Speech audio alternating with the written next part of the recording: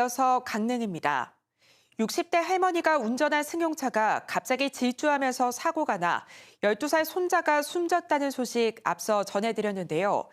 가족들이 급발진을 의심하는 가운데 국립과학수사연구원이 오늘 사고 차량에 대한 정밀 감식을 진행했습니다.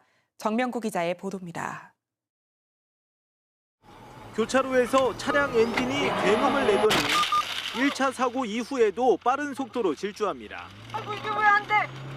커피 났다. 엄마. 600여 미터를 더 달린 차량은 지하 통로에 빠진 뒤에야 멈춰섰고 운전자의 12살 손자가 끝내 숨졌습니다. 사고가 난 지 9일째 국립과학수사연구원이 차량 정밀 감식에 들어갔습니다. 타이어와 제동 관련 부품 등에 대한 중점적인 조사가 이뤄졌습니다.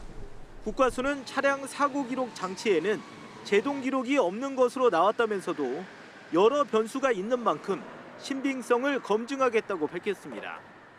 영상들을 다시 한번 보고 그 제동등이 실질적으로 이제 들어와 있는지 아니면은 들어와 있지 않은지를 좀 명확히 판단을 해야 될 것 같습니다.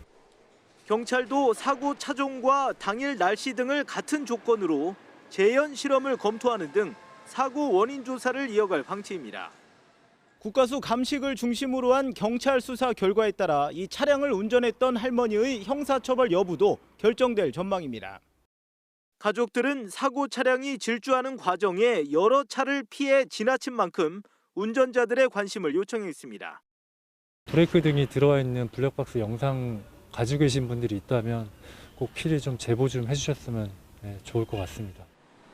국과수 감식 결과는 이르면 한 달 이후 나올 전망이지만 명확한 증거가 나오지 않는 이상 급발진 여부에 대한 최종 결론까지는 상당한 시일이 필요할 것으로 보입니다. KBS 뉴스 정명구입니다.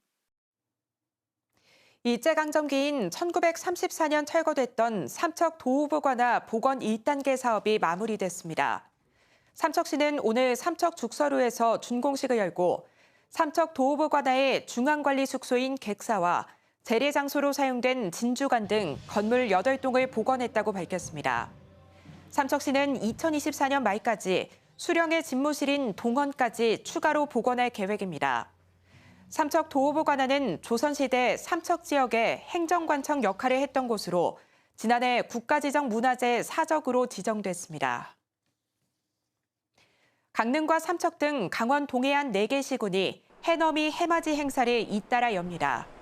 강릉시는 오는 31일부터 내년 1월 1일까지 이틀간 경포해변에서 해넘이 해맞이 행사를, 정동진 해변에서는 해넘이 행사를 엽니다.